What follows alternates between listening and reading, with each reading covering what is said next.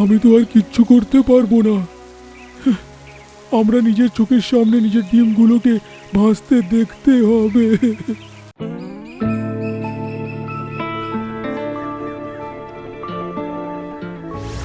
টিনু পাখি সব সময় নিজের স্বামীর থেকে বিরক্ত থাকতো, কারণ ও সব জিনিসে অলস করত আর বাসাতেই পড়ে থাকতো। এমনকি ওর খাবারের ব্যবস্থাও টিনুকেই করতে হতো। তখন বর্ষাকাল ছিল, আর সেই সময় টিনু দুটো ডিম পাড়ে আর মন দিয়ে তাদের দেখাশোনা করে। একদিন একটা ব্যাঙ, ছুটু আর একটা ছোট্ট পাখি টিনুর সাথে দেখা করতে আসে। টিনু বোন, তুমি কেমন আছো? আমি তো একদম ভালো আছি, তোমরা বলো কেমন আছো? আমরাও খুব ভালো আছি। আর টিঙ্কু কোথায় গেল? ওই দেখো, আরাম করে ডিমের পাশে বসে আছেন মহারাজ। টিনু, আমরা অনেক দিন পর দেখা করছি, আর আজকে আবহাওয়াও খুব ভালো। চলো না কোথাও ঘুরতে যাই। হ্যাঁ, এটা তো ভালো বলে টিনু টিঙ্কুকে বলে, শোনো না, তুমিও আমাদের সাথে আসছো তো? আরে আমি এসে কি করব? তোমরা শুধু শুধু ক্লান্ত হয়ে যাবে। এটাই তো আশা ছিল তোমার কাছ থেকে। ঘোড়াটাও তো তোমার কাছে হাঁপিয়ে ওঠার সমান। ঠিক আছে, তুমি এখানেই থেকে ডিমগুলো পাহাড়ে দিও, আমি চলে আসব বলে টিনু পাখি ওদের সাথে ঘুরতে চলে যায়। তারপর ওরা অনেকক্ষণ সারা জঙ্গলে ঘুরে আর খুব গল্প করে। টিনুর এটা খুব ভালো লাগে। তারপর ওরা একটা পুকুর পাড়ে গিয়ে থামে। চলো সবাই সাঁতার কাটি আর মজা করি। বলে ব্যাঙ তখনই লাফ দেয়। তখন ছোট পাখি বলে, কিন্তু আমরা তো সাঁতার জানিই না, আমরা কি করে মজা করব? শুনে ব্যাঙ খুব হাসে আর আরাম করে জলে ভাসতে লাগে। ওদেরও তখন জলে নামতে খুব ইচ্ছে করে। তখন ওরা মনে মনে ভাবে, আর তখনই টিনুর নজর একটা নারকেল গাছে যায়, যার নিচে মন্টু বাঁদর বসে নারকেল খাচ্ছিল। ও নারকেল খেয়ে ওখান থেকে চলে যায়। আর টিনুর সেই নারকেলের খোল দেখে একটা আইডিয়া আসে, আর বাকি সবাইকে ডেকে বলে। তারপর টিনু সেই নারকেলের খোলকে ঠেলে ঠেলে পুকুর পাড়ে নিয়ে আসে। আর ছোট পাখি কোথা থেকে একটা লাঠি জোগাড় করে, আর ছোট একটা সুতো নিয়ে আসে। আচ্ছা শোনো, তুমি এই নারকেলের খোলটাকে লাঠির ভেতর লম্বা করে দাঁড় করাও। ঠিক আছে, আমি করছি। বলে তখন লাঠিটাকে নারকেলের মধ্যে সোজাসুজি বসিয়ে দেয়, আর ছোট সেই দড়িটাকে লাঠির সাথে বেঁধে দেয়। এর ফলে ওদের জন্য সুন্দর একটা নৌকা তৈরি হয়ে যায়। তারপর তিনজন মিলে ঠেলে ঠেলে নৌকাটাকে পুকুরে নিয়ে যায়।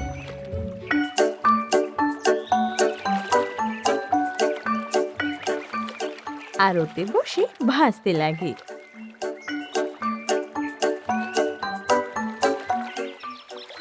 এটা দেখে ব্যাঙ খুশি হয়ে যায়, আর সবাই মিলে খুব আনন্দ করে। আর সন্ধে হওয়ার আগেই সবাই পুকুর পাড়ে চলে আসে। খুব মজা এলো নৌকোয় বসে। এখন এই নৌকোটাকে আমরা কি করব? এটা এখানে ছেড়ে দেবো? আরে না না, এটাকে আমার বাসার কাছে নিয়ে চলো, যাতে পরেও আমরা পুকুরে এভাবে ভাসতে পারি। আর এই কথাটা সবাই একসাথে মেনেও নেয়। আর ঠেলতে ঠেলতে টিনুর বাসার কাছে নিয়ে আসে। এই সব কিছুর পর টিনু হাঁপিয়ে ওঠে। তোমাদের সাথে এতদিন পর দেখা হয়ে খুব ভালো লাগলো। পরের বারও তাড়াতাড়ি এসো কিন্তু। আমরাও খুব মজা করলাম, আবার আমরা আসবো। ওরা সবাই বিদায় জানিয়ে চলে যায়। টিনু তারপর টিঙ্কুকে বলে, আচ্ছা শোনো না, গাছের নিচে একটা নৌকা রেখেছি, এবার কেউ যাতে সেটাকে চুরি না করে, চলো না তুমি আর আমি ওটাকে ঠোঁটে ধরে ওপরে নিয়ে আসি। তুমি তো এখন ক্লান্ত হয়ে এসেছো, এটা ওঠালে আরো ক্লান্ত হয়ে যাবে। টিঙ্কু অলসতায় বলে, হাঁপিয়ে আমি এসেছি, অলস তুমি হয়ে রয়েছ।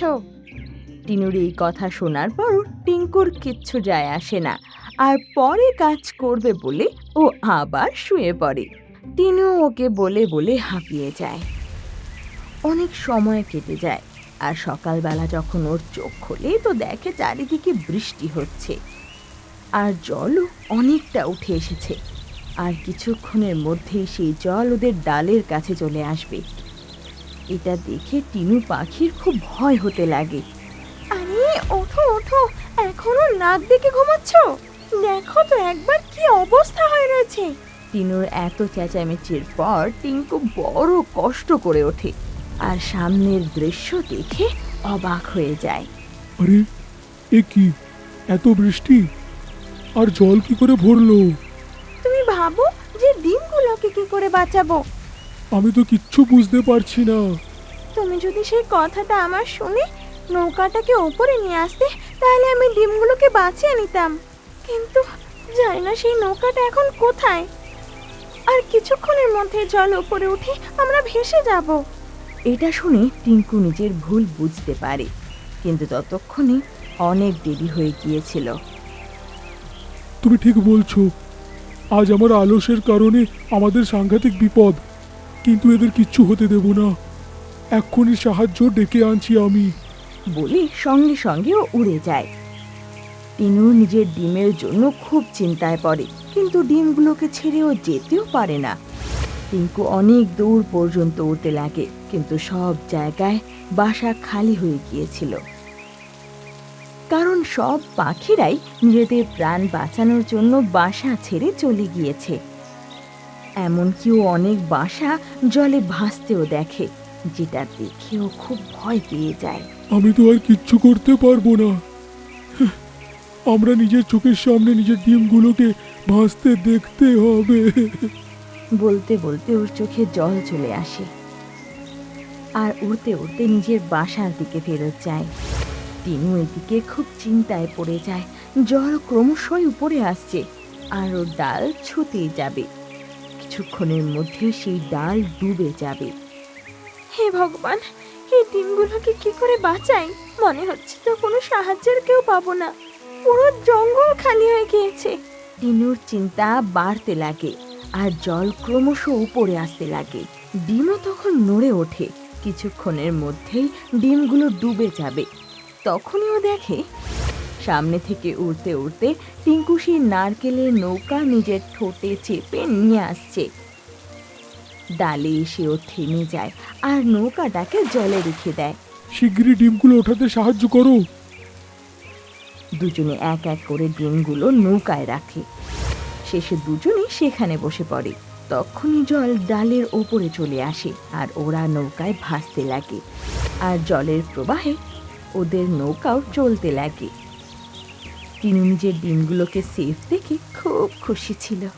টিঙ্কু, তুমি এই নৌকা কোথায় পেলে? আমি অনেক খুঁজলাম, কিন্তু কাউকেই আমি পেলাম না।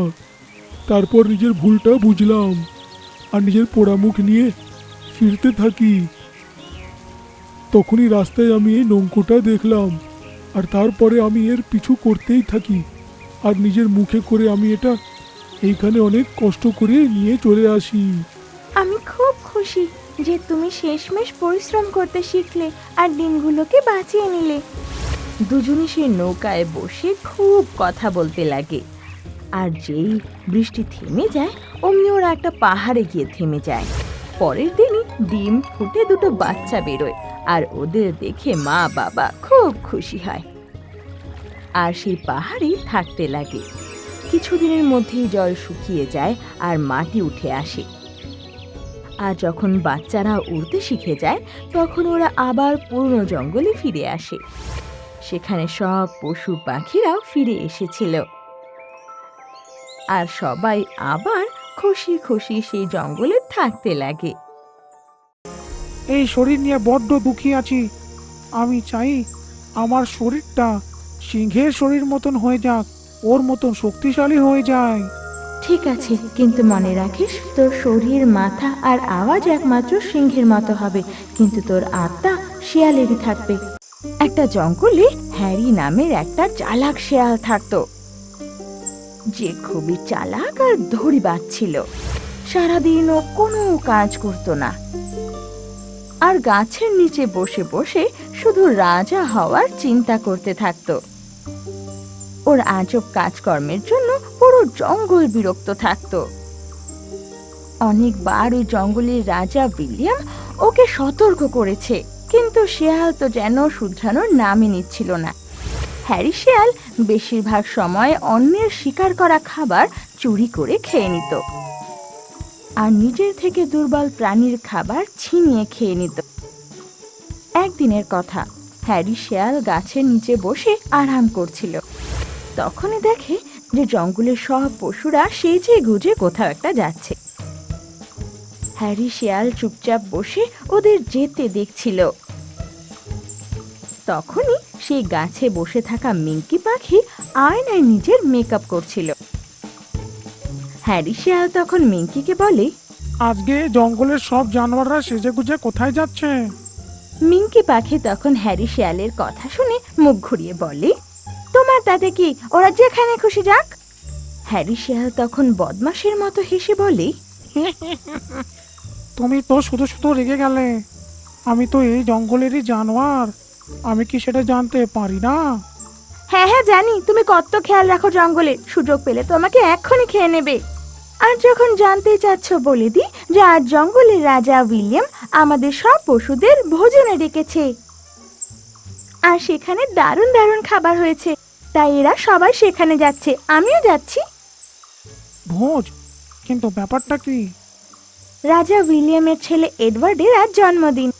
মিঙ্কি পাখির কথা শুনে হ্যারি শিয়াল রেগে বললে, উইলিয়াম সিংহ খুব ভুল কাজ করে ফেলেছে। জঙ্গলের সব জানোয়ারদের ডাক দিল, কিন্তু আমায় দিল না। এই জঙ্গলের জানোয়ার কি নই? আগে তুমি নিজের যোগ্য হও যে তোমাকে আমন্ত্রণ পাঠাবে, আর তুমি তো লোকের খাবার ছিনিয়ে খাও। তাই বলে দিচ্ছি, মাথায় রেখো, ওখানে তুমি ভুলেও যাবে না। বন্ধু, উইলিয়াম সিংহর এই কথাটা খুব খারাপ লেগেছে। যখন জঙ্গলের রাজা হব, অনেক নিয়ম কানুন বদলে ফেলবো। হ্যারি শিয়ালের কথা শুনে মিঙ্কি পাখি জোরে জোরে হাসতে লাগে। স্বপ্ন দেখা ছেড়ে দাও শিয়াল, শিয়াল কখনো রাজা হয় না, আর জঙ্গলের রাজা আহা সিংহই হয়। এই জন্মে তো তুমি কখনো রাজা হতে পারবে না। আচ্ছা আমি যাই, আমার দেরি হচ্ছে। এটা বলে মিঙ্কি পাখি ওখান থেকে উড়ে যায়, কিন্তু হ্যারি শিয়াল রাগে দাঁত কর্মর করতে লাগে। তাতে কি হয়েছে, আসল তো এটা যে ভালো ভালো খাবারের নাম শুনে ওর মুখেও জল আসছিল। আর বিনা আমন্ত্রণে হ্যারি শিয়াল সেই ভোজনে পৌঁছে যায়। আর যেই রাজা উইলিয়াম ওকে দেখতে পায়, অমনি রেগে কর্মর করতে লাগেন, কিন্তু রাগ সম্বরণ করে বলেন, দেখ, তোকে ভোজে আমি ডাকিনি, কিন্তু যখন এসছিস তো খেয়ে দে, শিগগিরই চলে যা। শিয়াল কিন্তু চুপচাপ খাবার খেতে লাগে। আর অমনি ওর নজর উইলিয়ামের ছেলে এডওয়ার্ডের ওপর পড়ে, যে সোনার বালা নিয়ে খেলছিল। সে সোনার বালা দেখে শেয়ালের মুখে জল চলে আসে, আর মনে মনে বলে উঠল, হ্যাঁ, সোনার চুড়িগুলো যদি আমি পেয়ে যাই, এটা বিক্রি করে অনেক টাকা পেতে পারি। হ্যারি শিয়াল তখন এডওয়ার্ডের কাছে পৌঁছায় আর চালাকি করে বলে, আরে, তোমার এই সোনার চুড়িটা খুব অপূর্ব দেখতে লাগছে, আমাকে একবার দেখাতে পারবে? এডওয়ার্ড সেই বালা শিয়ালকে দিয়ে দেয়। সেই বালা হাতে নিতেই শিয়াল বলে, আরে, তোমার বাবা তোমাকে ডাক দিচ্ছে। বেচারা এডওয়ার্ড কথায় ভুলে নিজের বাবার কাছে চলে যায়। আর হ্যারি শিয়াল সুযোগ পেয়ে সেখান থেকে দৌড়ে পালিয়ে যায়, আর এডওয়ার্ড নিজের বাবার কাছে পৌঁছে যায়। তুমি আমায় ডেকেছিলে বাবা? হ্যারি কাকু বলল তুমি নাকি আমাকে ডাকছো। হ্যারি শিয়ালের নাম আসতেই এডওয়ার্ড ভয় পেয়ে যায় আর জিজ্ঞেস করে, আরে, তোর সোনার ওই চুড়িগুলো কোথায় গেল? সেটা তো হ্যারি শিয়ালের কাছে আছে। নিজের ছেলে এডওয়ার্ডের মুখে এই সব ঘটনা শুনে রাজা বুঝতে পারে যে ঘটনা কি ঘটেছে, আর বুঝতে পারে যে হ্যারি শিয়াল খুব সহজেই ওর ছেলেকে বোকা বানিয়ে এখান থেকে পালিয়ে গিয়েছে। উইলিয়াম রেগে লাল হয়ে যায় আর নিজের সিপাহীদের ডেকে পাঠায়। আমার ছেলেকে বোকা বানিয়ে চলে গেছে সে। যাও, ওকে জ্যান্ত বা মৃত আমার সামনে আনো।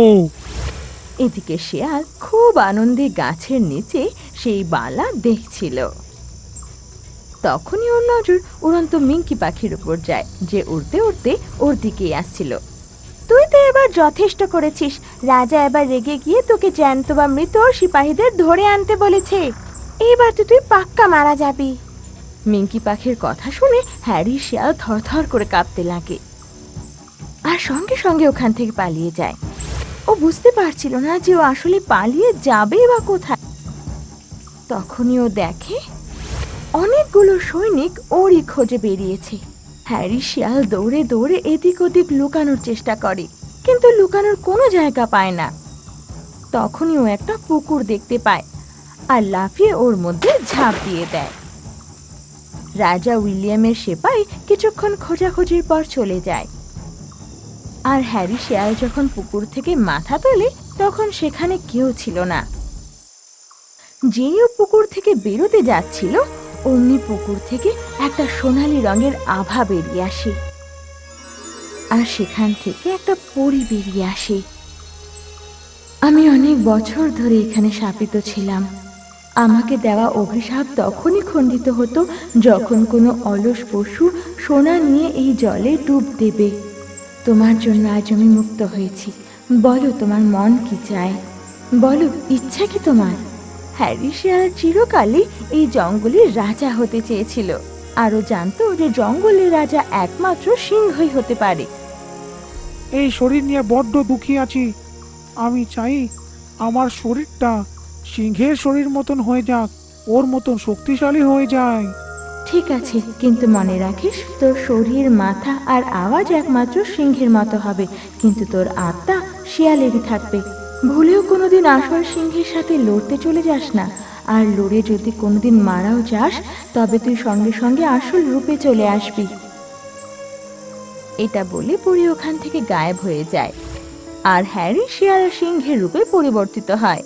যখন ও নিজের চেহারা জলে সিংহের রূপে দেখে তো আনন্দে পাগল হয়ে যায়। আস্তে আস্তে ও পুরো জঙ্গলে আতঙ্ক ছড়িয়ে দেয়। এখনো যা চাইতো তাই করত, যাকে ইচ্ছে তখনই মেরে খেয়ে ফেলতো। জঙ্গলের রাজা উইলিয়াম যখন এই ব্যাপারে জানতে পারল যে জঙ্গলের দ্বিতীয় সিংহ এসেছে, যে এই জঙ্গলের রাজা হওয়ার দাবি রাখে, তখন ও রেগে আগুন হয়ে যায় আর চেঁচিয়ে বলে, ওই সিংহটাকে প্রাণে মেরে দেব, যে আমাদের জঙ্গলের জানোয়ারদের মারছে। হ্যারি শিয়াল সিংহ হয়ে বড় আনন্দে জঙ্গলে ঘুরছিল।